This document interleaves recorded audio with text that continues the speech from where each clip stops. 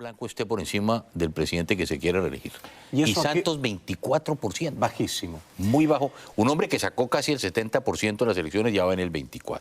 Algunas preguntas, presidente. Sí. Usted me parece que no votó por Santos el año 2010, ¿me equivoco? A ver, Santos fue mi ministro. Santos fue mi ministro de Hacienda. Yo impulsé en ese momento la candidatura de Noemí Sanín como conservador porque creo, y era lo importante, que el partido volviera a tener vocación de poder. Y acompañamos a Noemí en ese momento contra el presidente Santos, contra Juan Manuel. Como usted sabe, él fue mi ministro de Hacienda, me estuvo acompañando buena parte de mi gobierno. Y había sido antes, el año 97, ministro de Samper también, si no me equivoco. De Samper en comercio exterior, mucho antes, 1997, debió ser, sí, 97 debió ser Juan Manuel. Había sido ministro de comercio de Samper. No, él fue de Gaviria. De Gaviria. No, él no fue de Samper, fue de Gaviria. Perdón. Estaba pendiente, sí, él fue de Gaviria en el año, ¿qué fue esto? 1993, por ahí, debió ser el ministro de Comercio Exterior. Sí. ¿Y usted ahora apoya la reelección de Juan Manuel Santos? No, presidente? yo tengo mi propia candidata en este momento, que es Marta Lucía Ramírez, porque creo que, vuelvo e insisto, el Partido Conservador tiene que recuperar su vocación de poder. Pero ¿qué está pasando? Es que estamos viendo una corrupción que nunca se había visto en la historia de Colombia, en que el propio presidente y su gobierno, ahora lo que es la compra de conciencias, un exministro de Hacienda le puso la mermelada, porque están untando a buena parte de los políticos dentro del partido del presidente Santos, dentro del partido de la U, dentro del Partido Liberal, y lo más grave, dentro del Partido Conservador, donde les están dando recursos, y les habían dado recursos muy importantes para que el partido no escogiera candidato y que llegara el Partido Conservador a respaldar al presidente Santos y así él tener la posibilidad de ganar en la primera vuelta. Y logramos derrotar esa posición a esos corruptos dentro del partido y tenemos hoy nuestra candidata que esperamos que Marta después de que Lucía. pasen las elecciones el 9 de marzo, pues ya comienza la campaña presidencial. Bueno, el 9 de marzo es este domingo. Son elecciones parlamentarias. Sí. Va a cambiar la historia de Colombia con estas elecciones también. ¿De qué manera, presidente? A ver, porque el presidente Uribe creó su propio partido, Centro Democrático, ¿verdad? Ha tenido problemas identificándolo. Que es curioso lo que pasa, claro, porque la U era Uribe. Y la U se queda Santos con la U, todavía hay mucha gente, si ve las encuestas... Las he visto y los números de Uribe no son todos los altos que uno podía imaginar. Pero ya en Datexto se da uno cuenta que sí son tan altos. Entonces lo que puede suceder es que Uribe, la última encuesta de Datexto le da casi el 30% del Congreso. Si le da el 30% del Congreso, pone en dificultades al presidente Santos. Por dos razones. Una, porque no va a tener el presidente Santos una mayoría asegurada en el Congreso. Pero lo más grave es que Santos va a llegar a una presidencia si se reelige. La propia encuesta dice que el 36 o el 37% votaría por la reelección de Santos, que es un presidente que la gobernabilidad estaría muy débil. Y esto puede complicar todo el panorama político en Colombia. Usted, yo como usted sabe, no veo con simpatía la reelección del presidente Santos. De hecho, creo que no veo con simpatía ninguna reelección. Yo tampoco creo que sea buena. Porque además está pasando una cosa que yo no sé si usted coincide conmigo, Jaime, que en América Latina por la reelección los gobernantes están gobernando para las encuestas y no están gobernando para sus países. Cuando hay que tomar decisiones, y decisiones fuertes, y decisiones impopulares, que se van a ver en el largo plazo, que no, porque yo creo que el estadista es el que piensa en el largo plazo, que no son decisiones que se van a ver de forma inmediata. Aquí están pendientes es cuántos puntos hubo, qué tengo que decir, cómo lo tengo que decir, cómo me tengo que vestir para poder decir. Y resulta que los países son los que están sufriendo. Sí. Y yo creo que es por el tema de la reelección. O sea que usted va a votar este domingo para las elecciones legislativas. Y va a votar por su partido, por el Conservador. Por el Partido Conservador, exactamente. Vamos a votar por el Partido Conservador. ¿Qué porcentaje estima que va a obtener el Partido Conservador aproximadamente? Está tan mal el Partido Conservador. Es un partido que lo que yo digo ya no es lo que nos representa ni siquiera a mí mismo. Es un partido que me ha pedido en muchas ocasiones que si asumo nosotros le llamamos la jefatura natural del partido por ser expresidentes, pero está tan corrupto, Jaime, que hay que buscar sanearlo. Y yo creo que en buena parte lo que vamos a hacer con Marta Lucía es eso. Cuando yo termino mi presidencia, el Partido Conservador termina con 32% del Congreso, 32 parlamentarios. En este momento tenemos 18 y podemos llegar a un dígito. Entonces, por lo tanto, el Partido Conservador puede sufrir.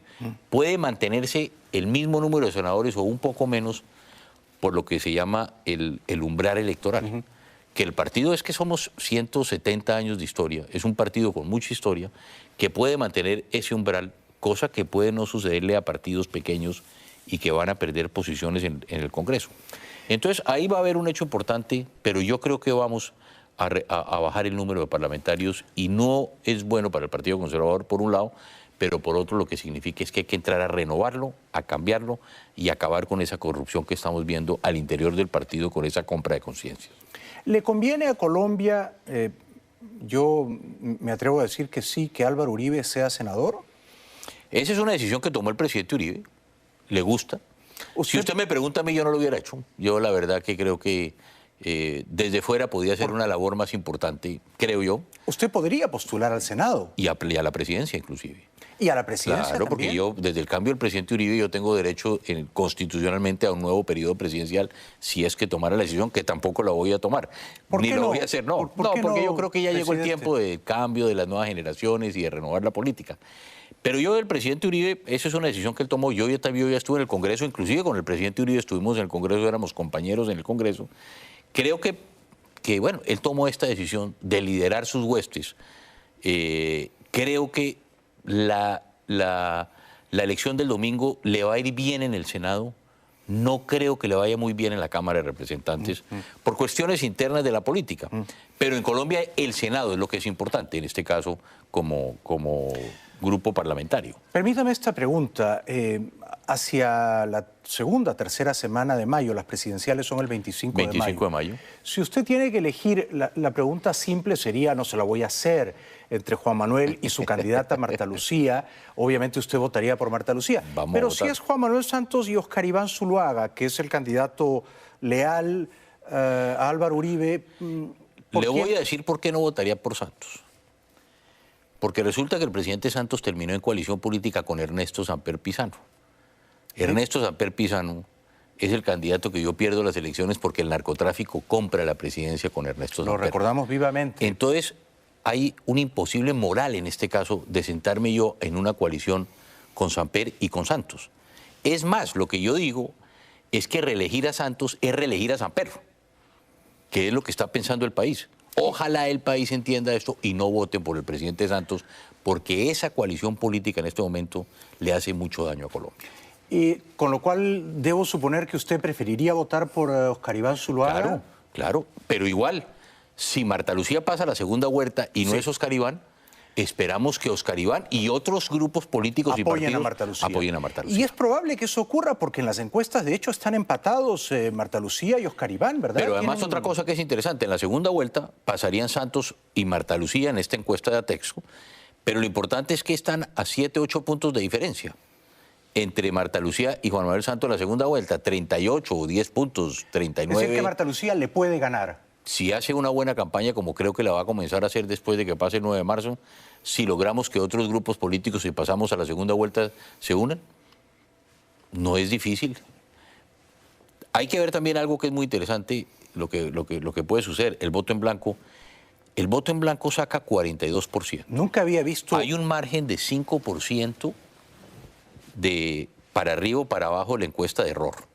Por lo tanto, podemos estar hablando, Jaime, un 46%. Que es gente que está buscando un candidato. Si saca 50 más 1, aunque hay otra tesis, ¿qué pasa si el voto del blanco gana en las elecciones presidenciales en la primera vuelta? ¿Qué pasa? Hay dos tesis. Una que dice que se necesita el 50 más 1. Para validar la elección. No, para que si él gana el voto en blanco, se repite la elección, pero ninguno de los candidatos que participan pueden participar.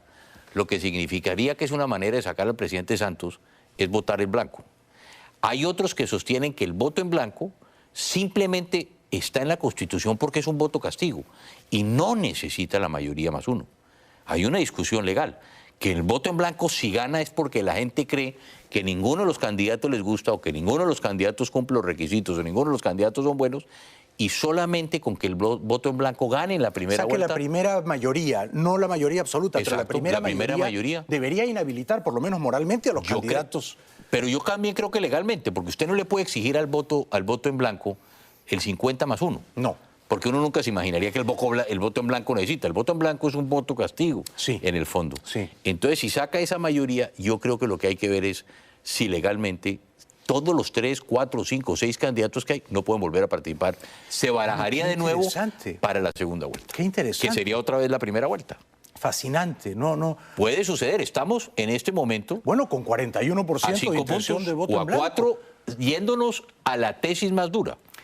Lo que me queda claro después de ver las encuestas de Atexco, de Napoleón Franco, del Tiempo y otras, es que 2/3 partes, y me quedo corto, de los colombianos se oponen a la reelección de Santos. 70%. ¿Por qué, presidente Pastrana? Yo creo que no le ha ido bien. Yo creo que la alianza con Samper le ha hecho daño.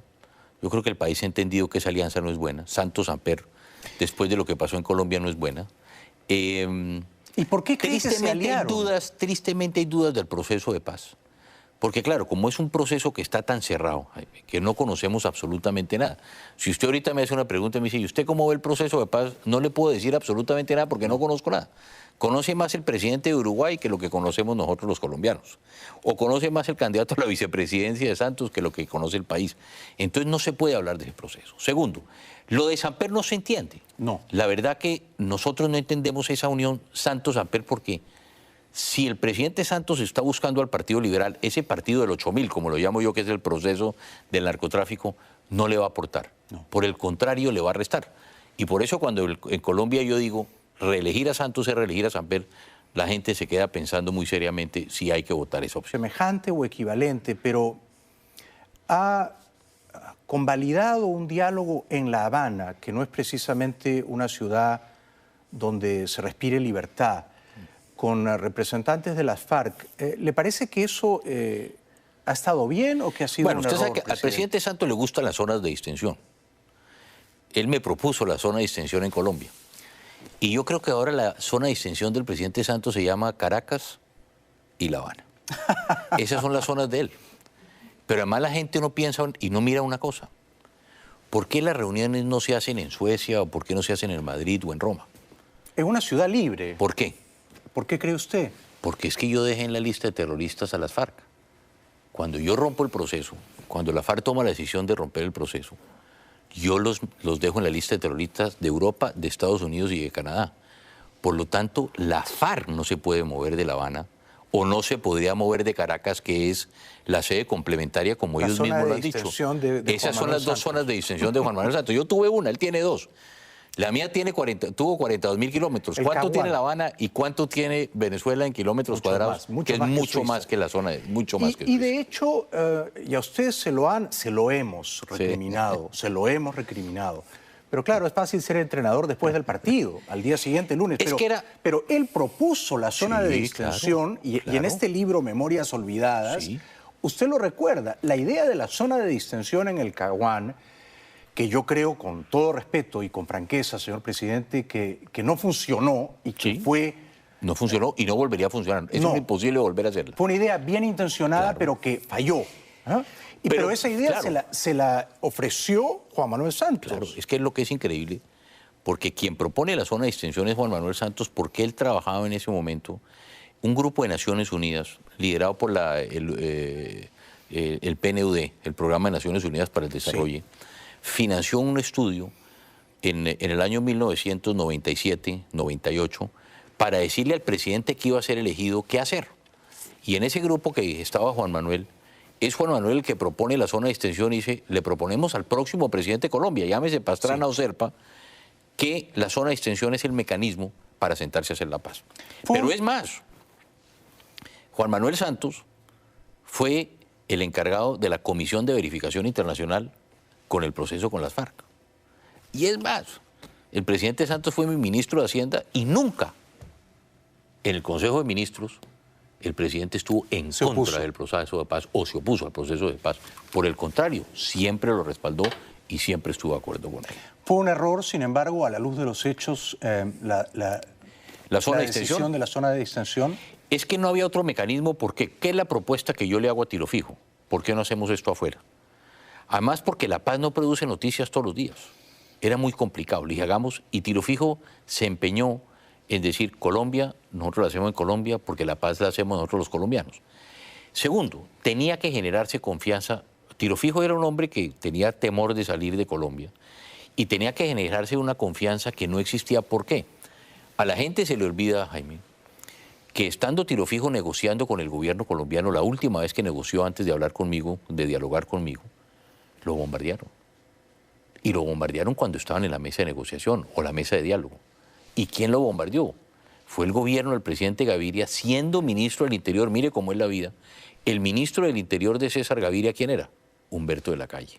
El jefe negociador en La Habana fue con el presidente Gaviria los que tomaron la decisión, y su ministro de Defensa, de bombardear a la FARC cuando estaban en un proceso de diálogo. Entonces, generar confianza era lo primero que se tenía que hacer con Tiro Fijo. Segundo, ¿por qué piden la zona de extensión? No lo voy a defender el por qué. Porque la FARC, teníamos que partir de la base de que la FARC es absolutamente desconfiada. Y la FARC tenía que tener un lugar donde siempre estaron. Históricamente, si usted revisa la zona de extensión, históricamente la FARC han estado ahí. Pero ¿sabe qué es lo más triste? Que todavía están ahí. Inclusive hoy, esa es una zona en la cual la FARC, porque la conoce también, mantiene buena parte de su equipo militar. Yo tenía la impresión, presidente, de que hacia noviembre Santos iba a jugar la carta del acuerdo de paz con las FARC. Hemos logrado un acuerdo de paz, me han firmado. No tiene esa carta, no la ofrece de momento y da la impresión de que de aquí a mayo las FARC en La Habana no le van a firmar nada. Por lo tanto, no sé cuál es su impresión, pero la mía es que, de nuevo, las FARC han burlado la buena fe. Si tomamos en el tiempo, el presidente Santos va a cumplir 4 años de haber iniciado un proceso de paz y no va a lograr la paz tampoco. Si no hubiera la elección y si no se reelige Santos, también, tristemente hay que decirlo, hubiera fracasado en el proceso de paz porque la FARC tampoco hubieran cumplido. Si no hubiera la elección, Santos en este momento ya sería un fracaso el proceso que él inició. Con lo cual, ¿usted no cree que se va a firmar la paz antes del 25 de mayo? No hay por dónde, porque además en los temas que ya han firmado, Jaime, lo digo, lo poco que conocemos, en los temas que ya se han firmado, lo grueso de los temas no se ha pactado. Si usted mira el tema agrícola, lo más importante que la FARC viene pidiendo, por ejemplo, las zonas de reservas especiales para la FARC, que son mini zonas de extensión en un momento dado, no se han firmado. Se avanzó en temas agrícolas. En el tema agrícola hay algunos acuerdos, pero lo grueso de esos acuerdos no se ha firmado. No se ha firmado. Ni se va a firmar. Y yo creo que el narcotráfico, firmarlo en un mes, acabar con el negocio más grande del mundo, con el cartel más grande del mundo, difícil. Nos combinan a ir a la publicidad, presidente Pastrana, pero quisiera rogarle, dadas sus dotes de clarividente, que nos diga quién va a ser el próximo presidente o la próxima presidenta de Colombia.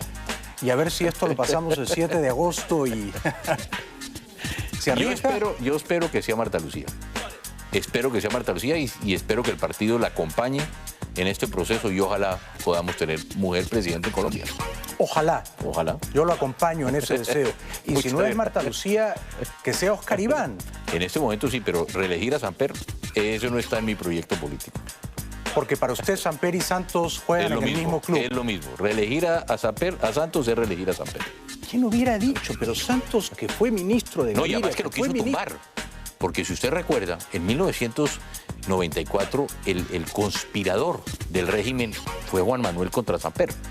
Juan Manuel se reunió, el presidente Santos, con la FARC, con los paramilitares, con los esmeralderos, con los industriales, para sacar a Samper del poder porque dijo que Samper no era un presidente legítimo para Colombia, cosa que coincidíamos. Y hoy es su socio de coalición política. ¿Quién lo hubiera dicho?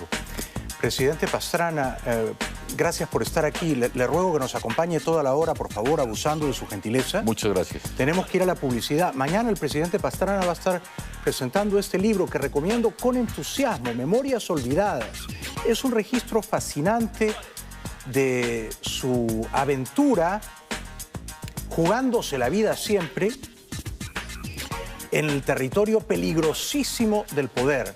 Desde que lo secuestraron antes del año 88, y esto termina, me parece, cuando Fujimori y Montesinos compran armas para las FARC. Pero es un libro lleno de secretos y revelaciones verdaderamente fascinante. Hay que estar mañana a las 7 de la tarde en el Miami Dade College escuchando al doctor Pastrana. Regresamos con Andrés Pastrana después de la pausa. Muchas gracias. Muchas gracias. Para mí es un honor conversar esta noche con el expresidente colombiano Andrés Pastrana, que ha tenido la gentileza de perder su tiempo con nosotros presentando su nuevo libro, Memorias Olvidadas, un libro que he leído... El mundo en ese momento cuando nos secuestra. En el libro usted relata, don Andrés, que Escobar, sin ocultar su identidad, sin encubrirse, me parece, se acerca a usted y conversan y le pide a usted que interceda para que no los extraditaran. ¿Usted lo reconoció? ¿Reconoció la voz de Escobar en ese momento? ¿Usted supo? Cuando esto que sucede, yo estaba sentado contra la pared de mi cuarto. Yo estaba en una celda que tenía 3 metros por 1. Mi cama estaba aquí de este lado. En un momento dado de la conversación, yo tenía 2 personas hablando detrás de mí que eran los que hablaban de la extradición, que la extradición no es posible, que es ilegal, que es inconstitucional, bueno, todo. Pero en un momento dado, cuando yo estoy sentado, veo que alguien brinca a mi cama y se acuesta en mi cama. Y cuando yo me volteo a ver a esta distancia, ¿a quién me encuentro? A Pablo Escobar Gaviria. Cara a cara. No estaba enmascarado, no estaba encapuchado. Nada. En ese momento, pues, a mí se me congeló la sangre cuando veo al hombre que había dicho que me quería matar. ¿Qué pasó? Yo fui a visitar a Popeye. Yo fui a visitar a Popeye. Popeye es el que... El sicario... Bueno, Popeye está en la cárcel por más de 400 muertos reconocidos por él, y él dice que 1.500 que no ha reconocido, que son indirectos, porque puso la bomba, el avión de Avianca, en fin, cosas de estas. ¿Y Popeye fue el que lo secuestró a usted? Es el que me secuestra a mí. Entonces, en la historia me dice Popeye que los 2 que estaban hablando detrás de mí habían hecho un acuerdo, que era Pablo Escobar y su primo, Gustavo Gaviria, en decirse, no nos digamos los nombres para que Pastrana no descubra quiénes somos nosotros. Pero usted sí se dio cuenta. No, en un momento dado, Gustavo Gaviria le dice a su primo Pablo Escobar, oiga, Pablo, que no sé qué cosa. En ese susto yo que me voy a dar cuenta que dijo Pablo, Pedro, Luis. Entonces Pablo le dice, hombre, pero me vendió, hombre. Quedamos en que usted no decíamos los nombres, y es entonces cuando Escobar se quita la máscara, y en ese momento es cuando se acuesta en mi cama y entonces me dice, doctor Pastrana, ¿cómo le va? ¿Qué sintió usted? Pues la verdad, como yo le digo, de 1000, no, pues 1000 yo... ¿Cómo sobrevivió usted a eso? Cuando yo me encuentro cara a cara con él, lógicamente era reconocer al hombre que me había mandado matar 7 años antes, o 6 años antes, perdón. Entonces yo no sabía qué podía suceder en ese momento. Y en el libro relato por primera vez ese encuentro, porque nunca yo había contado que me había reunido con Pablo Escobar, o que Pablo Escobar había ido a visitarme ese día. Es un momento fascinante en el libro. Entonces ahí está escrito qué hablamos, por qué está escrito. Porque yo tenía mi diario. Él, cuando se fue, me dijo, aquí le dejo un diario y 3 libros. Por lo tanto, yo dije, esto va para largo. Cuando ya me dejan un diario, esto va a ser un secuestro muy largo. Entonces, ese diario... ¿Usted tomó nota? Al día siguiente yo descubrí mi conversación con Pablo Escobar y la guardé, porque con nombres que no figuraban, por si mi diario o me cambiaban de sitio o se perdía. Pero después de que a mí me recuperan, el diario vuelve a mis manos y todavía lo tengo. Y por eso es que puedo contar todo lo que yo dialogué en ese momento con Pablo Escobar. Es un testimonio formidable y para mí fue muy estremecedor el momento en que usted consigue escapar, porque en realidad a usted lo pudieron matar en todo momento. Aparentemente llegan las fuerzas de seguridad, pero el secuestrador no lo quiere liberar y lo quiere matar a usted.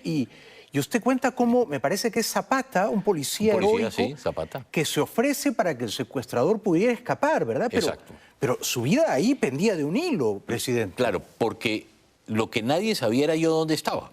Porque a mí me secuestran en Bogotá, me sacan al día siguiente en un helicóptero a un pueblo cerca de Medellín, que se llama El Retiro.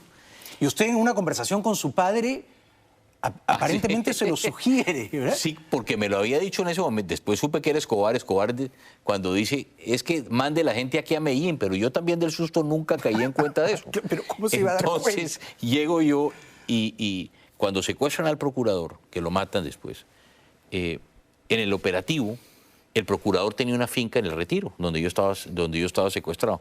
Entonces, en el operativo de rescate, el procurador llegan a donde yo estoy.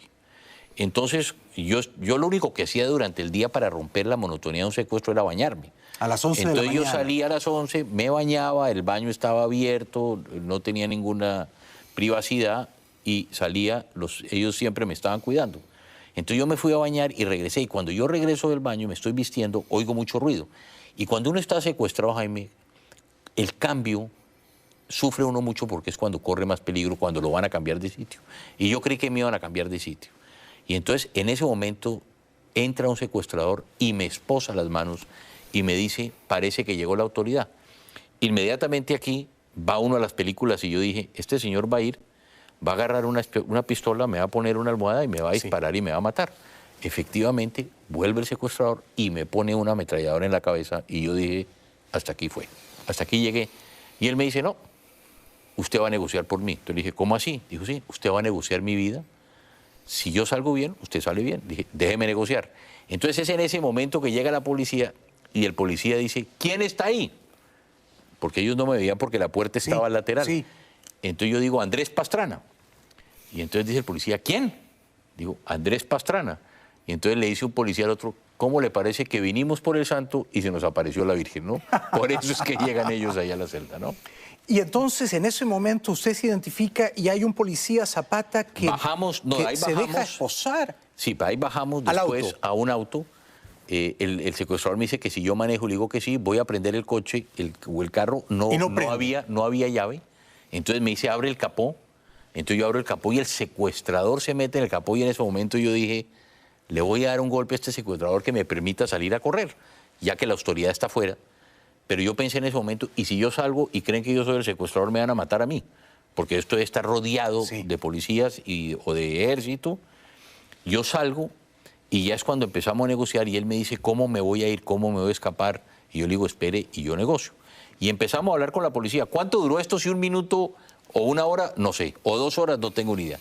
Y al final él dice, si un policía se intercambia por usted, yo lo dejo libre. Le dije con una condición de que no mate al policía. Dijo, no, yo no lo voy a matar. Y dije, listo. Y es cuando Zapata viene, esposamos a Zapata, él me quita las esposas, yo esposo al policía, él se va por un lado con el secuestrador y yo salgo con los policías por otro.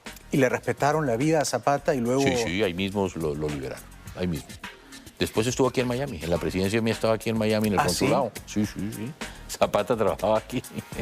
Un héroe, uno más, Sí, ¿no? uno más, porque de verdad, el haberse dado él mismo decir, me prestó, además con el grupo que estaba uno, que era el grupo de asesinos, que era el cartel de Medellín. Popeye. No había un sicario más peligroso. No ha habido, claro. Todos sus sicarios, muy complicado. Presidente Pastrana, bueno, yo la verdad que he sentido un gran respeto por usted y una profunda admiración, porque usted cuenta estas cosas sin rencor y sin animosidades y con una ligereza, como si no le hubieran pasado a usted. Sí, no, a veces sí. Es duro, pero a veces también hay que dejarlas contadas. Yo creo que es bueno también contar esos episodios que fueron muy difíciles, porque además yo digo una cosa, el secuestro es el peor delito que se puede cometer en un ser humano porque es que uno pierde, yo creo que las 2 cosas más importantes de la vida, su familia y su libertad.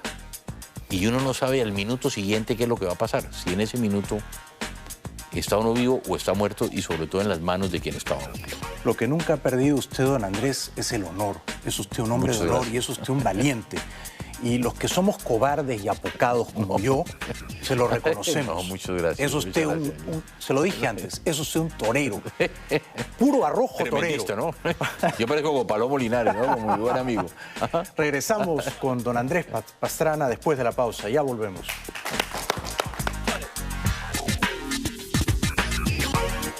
Capítulos que escribo yo y que me sucedieron a mí han cambiado la historia de Colombia. Entonces creo que era importante, o yo siempre he querido que es importante mostrar la otra cara de la moneda, porque hasta ahora solamente había una historia. Y aquí está la otra parte de la historia, que ha generado, he tocado algunos callos, que hay gente y colegas que no están muy contentos con lo que hemos escrito, pero bueno, está la otra parte de la historia que yo creo que era fundamental. Esto es historia viva, ¿no? Es el testimonio de un protagonista de la historia. Permítame hacerle algunas preguntas que se me han ido planteando en la medida en que progresaba la lectura hipnótica del libro. Hay un momento que usted describe muy bien, que es cuando usted, con gran coraje, va a ver al presidente Gaviria y le entrega las pruebas, el audio, de que el cartel de Cali, los hermanos Rodríguez Orejuela, habían aportado como mínimo $10 millones y probablemente $15 millones a la campaña de Ernesto Samper. Pregunta, ¿el presidente Gaviria hizo en ese momento lo que debió hacer? Creo que no, y por eso digo que es el eslabón perdido de este proceso. porque lo que yo me doy cuenta cuando ya reviso la historia y la lejanía de la historia le da a uno esa perspectiva, me doy cuenta que César Gaviria y Rafael Pardo conocían meses antes grabaciones que ya comprometían la posible elección. Entonces la pregunta que yo me hago es que yo voy donde Gaviria, le entrego un cassette. A los jóvenes hay que explicarles qué es un cassette, ¿cierto? Porque hoy en día hablan de iPods y de MP3. Y le entrego yo un cassette al presidente y le digo, presidente, mire lo que tengo. Me llegó esto a mis manos. ¿Ellos qué me dicen? El ministro Pardo y el presidente Gaviria. Lo vamos a revisar. Pero hagamos un pacto de caballeros, le dicen. Pardo esa noche me lleva a su casa y me dice, hagamos un pacto de caballeros. Hagamos de cuenta que usted no nos entregó ese cassette a nosotros y que nosotros nunca lo conocimos. Y le dije, eso es un imposible. Imposible. Pero ¿qué es lo triste aquí? Que ellos confrontaron las voces, cosa que ya las habían hecho antes. Pero lo grave es que le dicen al presidente Samper, le envían el cassette y le dicen, Pastrana nos trajo esto ayer. Y es verdad. Pero no me lo dijeron a mí. Si a mí el presidente Gaviria me llama y me dice, confronté las voces y son ciertas, otra hubiera sido mi actitud, porque la gente dice, ¿por qué no lo denunció usted públicamente? Yo tenía el noticiero de televisión de más alto rating. Sí. Y ni siquiera lo utilicé. ¿Por qué? Porque como yo no sabía si eran verdad o mentira, podía ser una trampa que me estaban tendiendo 4 días antes de elecciones. Pero no era una trampa, y eran verdad. Eran verdad, pero yo no lo sabía, porque como yo no negociaba con el cartel de Cali, yo no sabía si de verdad eran o no eran las voces de ellos. Yo reconocía la voz del periodista que aparece ahí porque era un periodista muy conocido, sí, Alberto Giraldo, pero las voces del cartel de Cali no. Por eso si Gaviria... ¿Qué debió hacer Gaviria, presidente? A ver, yo le dije, yo creo que falló en lo que hemos entendido y lo que conocemos ahora, es que él meses antes de las elecciones sabía lo que estaba pasando y no hizo absolutamente nada. Y dejó, la verdad es que el gobierno, si conocía 6 meses antes que el narcotráfico, cosa que nunca nos imaginamos en Colombia, se iba a comprar la presidencia de Colombia y no se hizo absolutamente nada. Y lo que debió hacer entonces el presidente Gaviria es por lo menos informar a la nación del peligro en que estaban las elecciones y por lo menos decirme a mí que eran ciertos. Porque si él no iba a hacer nada, yo sí lo iba a hacer. Pero con la claridad y confirmando que esas voces eran ciertas. Porque una cosa es salir yo al público y decir, mire lo que me llegó y el presidente de la República me confirmó que eran ciertas. Otra cosa es decir, salir uno y decir, mire lo que me llegó y no tener confirmación. ¿Fue un error del presidente Gaviria comunicarse en esa circunstancia con Ernesto Samper? El error fue no comunicármelo a mí. ¿Por qué se lo dice a un candidato? Era el Partido Liberal. El Partido Liberal era el que se estaba defendiendo en ese momento. Gaviria, presidente liberal, Pardo liberal, estaban defendiendo a su propio partido y posiblemente por eso no me cuentan a mí que el caser era cierto, pero la verdad es que ese fue el peor error que pudieron haber cometido porque dejaron que la presidencia de Colombia se la comprara el narcotráfico y lo más grave, y no hicieron nada en ese momento para evitar que eso sucediera. Y aquí está contado en el libro, y es un momento, yo no había leído esa carta, y es verdaderamente inquietante la carta. Es una carta que le dirigen a usted los hermanos Gilberto y me parece que Miguel. Rodríguez Orejuela, fechada el año 2000. 2000. Don Andrés, ¿y ahí qué le dicen? Bueno, el capítulo se llama La Prueba Reina, aunque yo creo que hay más pruebas reinas que esas, no solamente esa. Esa es una carta que ellos me hacen llegar cuando ya están presos, en la cual los jefes del cartel de Cali, Miguel y Gilberto Rodríguez Orejuela, el presidente Samper siempre ha dicho que fue a sus espaldas que entraron los recursos del narcotráfico. Que él no sabía. Y que él no sabía. Esta carta, lo que me escriben Gilberto y Miguel Rodríguez Orejuela es, el presidente Samper sabía.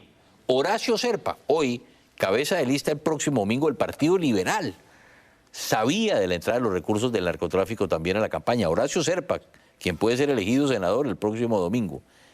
Y lo que me llama a mí la atención de esa carta es que además dicen, es que cometimos el error de financiar la campaña de Samper. Entonces ya, es decir, y mucha gente dice, bueno, esa es la prueba reina. Pruebas reinas hay muchas. Y yo creo que yo entregué algunos minutos de grabaciones en los que se comprometía la campaña, pero ahí, Jaime, tiene que haber muchas horas. Y yo creo que muchos de esos todavía no han salido a la luz pública. Y después de la lectura de este libro, presidente Pastrana, uno se queda realmente horrorizado de que el actual presidente colombiano, Juan Manuel Santos, esté de socio. esté de socio de Ernesto Samper. Cuando se ha comprobado, y como le digo, carta de los jefes del cartel de Cali. Que recibió dineros del narcotráfico a sabiendas. Y él, que fue el hombre que quiso salir de Ernesto Samper en el año 96-97. Regresamos con don Andrés Pastrana. Por favor, lean este libro, Memorias Olvidadas, después de la pausa. Ya volvemos.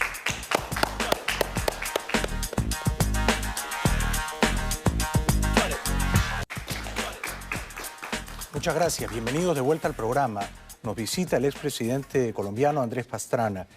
Antes de la conversación, yo he querido pedirle disculpas públicamente al expresidente Pastrana, y lo quiero decir en público como se lo prometí, presidente, porque hacia el año, no recuerdo bien, 2009 o 2000, creo que era 2009, sí. Me mudé a Bogotá. Comenté imprudentemente la campaña presidencial de Juan Manuel Santos y Noemí y Antanas Mockus, y tal vez me expresé con cierta ligereza sobre usted, y si fui irrespetuoso o mezquino, le pido públicamente disculpas. Gracias, Jaime. Le presento mis excusas. Usted sabe que nosotros somos amigos desde hace muchos años, que eso es lo más importante, es mantener la amistad. Puesta, sí, ¿no? Esa fue una frase, era la misma, la otra que tuvo él también, que fue memorable, porque siempre le decían, no, es que si Pastrana, Andrés es presidente, su padre es el que va a gobernar. Y un periodista le hace esa pregunta, le dije, es que todo el mundo dice que si Andrés lo elige presidente, usted es el que va a gobernar. Y mi padre le dijo, yo conozco animales de 100 pies, pero no de 2 cabezas. Esas eran las frases que tenía. Frases inolvidables. Tenemos que ir a la publicidad y se quedó grabada en mi corazón una otra frase que decía, no hay paz mala ni guerra buena. Eso es verdad. Regresamos con don Andrés Pastrana después de la pausa.